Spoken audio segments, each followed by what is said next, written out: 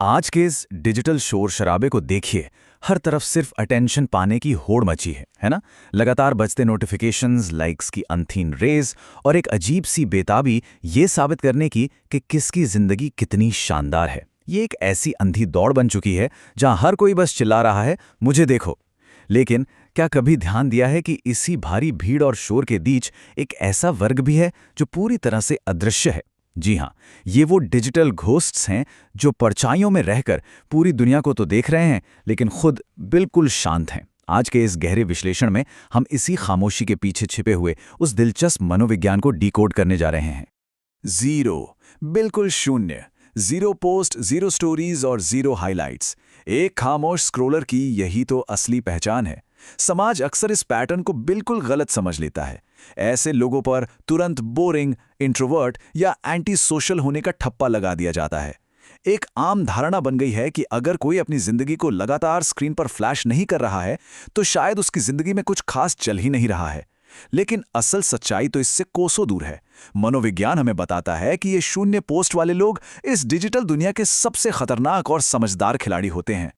तो चलिए इस कॉन्सेप्ट की गहराइयों में उतरते हैं। इस पूरी चर्चा में हम इस डिजिटल खामोशी को किसी सामाजिक कमजोरी या डर की तरह नहीं देखेंगे, बल्कि इसे एक सोची समझी मनोवैज्ञानिक सुपर पावर के रूप में समझेंगे। हम एक एक करके उन 5 रहस्यों से पर्दा उठाने वाले हैं जो ये साबित करते हैं कि आखिर क्यों ये खामोश दर्शक मानसिक रूप से सबसे ज्यादा मजबूत होते हैं। शुरुआत करते हैं पहले रहस्य से, डोपामीन ट्रैप से बचना। इस डिजिटल दुनिया का सबसे बड़ा और खतरनाक जाल है डोपामाइन ट्रैप। जब भी सोशल मीडिया पर कोई पोस्ट डाली जाती है और उस पर लाइक्स या कमेंट्स आते हैं तो दिमाग में तुरंत डोपामाइन रिलीज होता है। ये एक नशे की तरह काम करता है। ज्यादातर लोग किसी खुशी के कारण पोस्ट नहीं करते, वो दरअसल बाहरी तारीफ पाने की एक थका देने वाली भूख में फंसे होते हैं।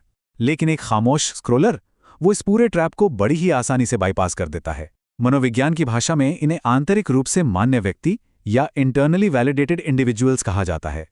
इसका सीधा सा मतलब यह है कि इन्हें अच्छा महसूस करने के लिए बाहरी तालियों की कोई ज़रूरत नहीं होती। अगर ये किसी बहुत ही महंगे रेस्टोरेंट में खाना खा रहे हैं या कोई बड़ी कामयाबी सेलिब्रेट कर रहे हैं तो इनका पूरा फोकस उस पल को असल में जीने पर होता है।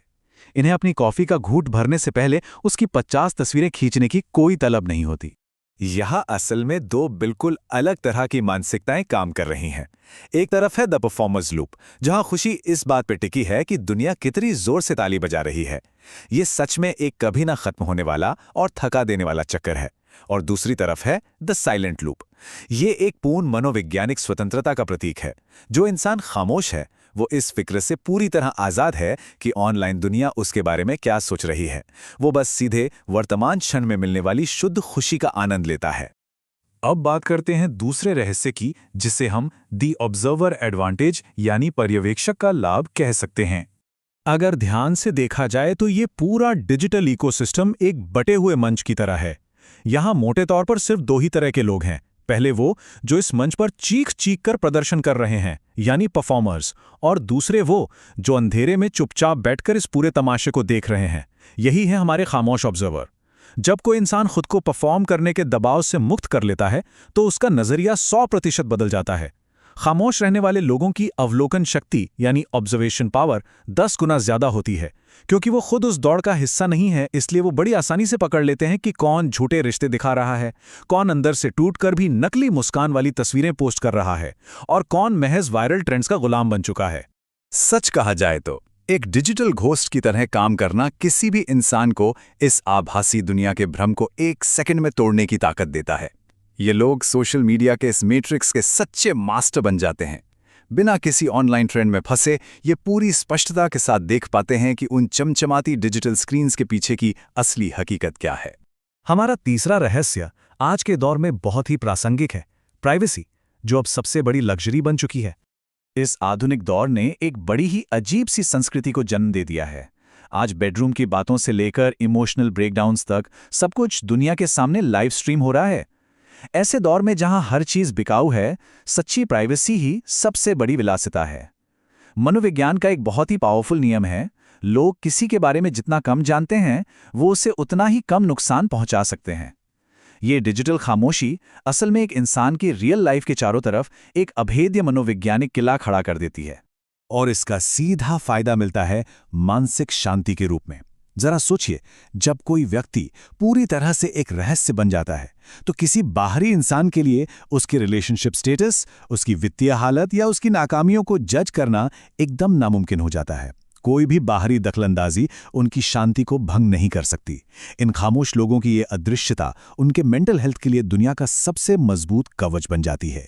लेकिन यहाँ कहानी में एक बहुत ही बारीक मोड़ आता है। चलिए बढ़ते हैं चौथे रहस्य की ओर, द ग्रेट डाइकोटोमी, यानी दो अलग विचारधाराएं।